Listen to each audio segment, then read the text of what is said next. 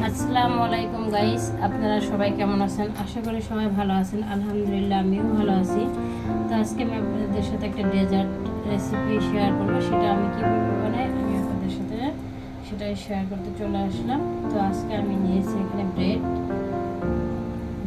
আমি এইভাবে ঠিক একটা মগ দিয়ে কেটে নিলাম। আপনারা চাইলে যে কোনোভাবে কাটতে পারেন। এইভাবে আমি সব ব্রেডগুলো কেটে নিয়েছি। তো এখন আমি বাকি প্রসেসগুলো আপনাদের সাথে শেয়ার করবো। তো আমি যে ব্রেডটা কেটে নিয়েছি বা সাইজ করে কেটে রাখছি, এটার মাঝে দিয়ে দেবো আমি এখানে একটু ক্রিম, ফুল ক্রিম।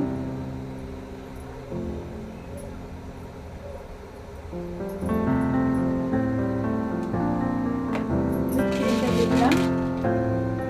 ক্রিমের মাঝে দিয়ে দেবো আমি একটু চকলেট, এটা চকলেট চিজ।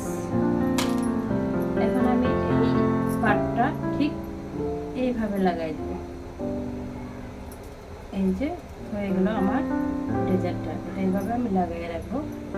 এভাবে সবগুলো আমি লাগাই নেব। যেহেতু সামনে রোজা আসতেছে, ঈদ আসতেছে, আপনারা চাইলে ঈদে এরকম একটা ডেজার্ট বানিয়ে রাখতে পারেন খাবার টেবিলে।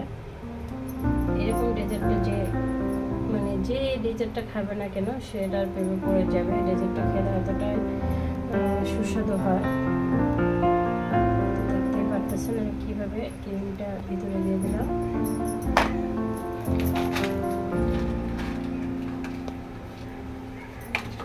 ভিতরে দিয়ে আমি চকলেট চিপস দিয়ে দিলাম। এখানে চাইলে আপনারা ব্ল্যাকটাও ইউজ করতে পারেন, তো আমি হোয়াইটটা ইউজ করবো।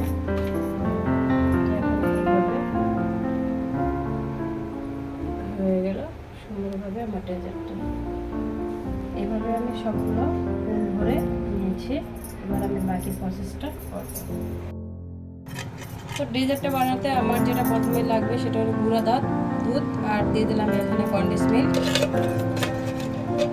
আসলে আপনি যদি চিনিটা এখানে অ্যাভয়েড করতে চান, যদি চান একটু স্বাদ বেশি করবেন আর এটা চিনি দিবেন না, বাট কন্ডেন্স মিল্ক দিয়ে চাইলে করতে পারেন। কন্ডেন্স মিল্ক দিয়ে করলে এটা আরও বেশি স্বাদ হয়।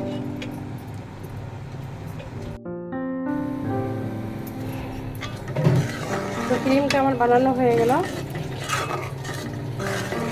এটা আমি একটু ঠান্ডা করে তারপরে দেবো, গরমটাই দিব না। এখানে আমি 2-3টা জাফরান দিয়ে দিলাম। জাফরানটা কালার অনেক ভালো আসবে, ভালো দেখা যাবে, সেই জন্য এটা পুরোটাই অপশনাল। চাইলে আপনারা দিতে পারেন, না চাইলে